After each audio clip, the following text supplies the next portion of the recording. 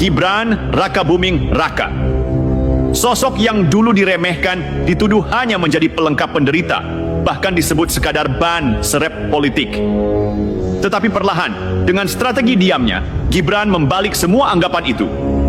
Ia tidak banyak bicara. Ia tidak sibuk membalas sindiran. Tetapi justru di balik diamnya itulah, Gibran sedang membangun panggungnya sendiri. Panggung besar yang kini bahkan sudah menjangkau level internasional.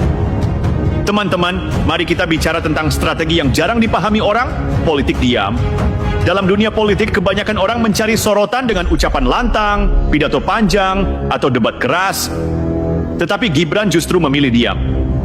Pertanyaannya, apakah diam itu tanda kelemahan? Apakah diam itu tanda ketidakmampuan? Jawabannya, justru sebaliknya. Diamnya Gibran adalah strategi. Strategi untuk membuat lawan-lawannya gelisah. Karena apa? Karena ketika Gibran diam, lawan politik tidak pernah bisa membaca isi kepalanya.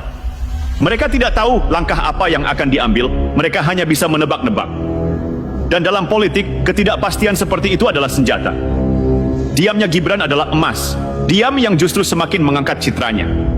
Nah teman-teman, Presiden Prabowo Subianto bukan orang sembarangan. Beliau adalah politisi kawakan, jenderal tempur yang sudah kenyang pengalaman. Apakah mungkin Prabowo sembarangan memilih wakil presiden? Apakah mungkin beliau mempercayakan tugas negara pada orang yang dianggap ban serep? Jelas tidak. Bukti paling nyata adalah penugasan internasional.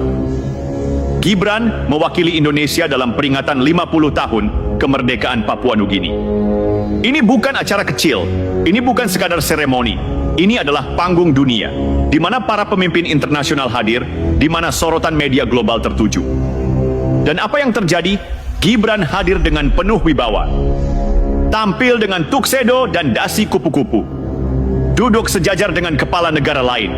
Membuktikan bahwa dirinya bukan sekadar anak muda yang numpang nama, melainkan wakil presiden yang membawa nama besar Indonesia. Ingat teman-teman, sebelum penugasan itu beredar rumor-rumor murahan.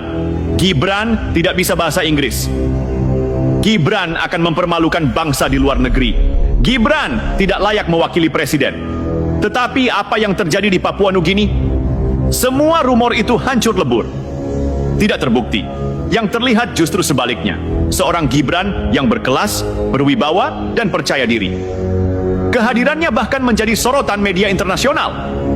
Inilah bantahan paling telak terhadap lawan-lawan politik yang hanya bisa melempar fitnah tanpa bukti. Diamnya Gibran sudah cukup untuk mempermalukan mereka. Teman-teman, inilah yang harus kita garis bawahi. Gibran bukan pelengkap penderita. Ia bukan ban serep. Ia bukan sekadar wakil yang ditaruh di kursi kekuasaan tanpa makna. Eksistensinya sudah jelas. Ia punya gaya sendiri. Ia punya cara sendiri. Dan yang lebih penting, ia punya integritas.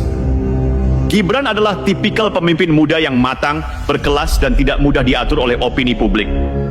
Ia tidak sibuk mencari pengakuan dari orang lain.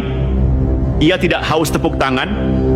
Ia justru membangun pengakuan itu dari kinerjanya, dari caranya hadir, dari caranya menjalankan tugas dengan penuh tanggung jawab.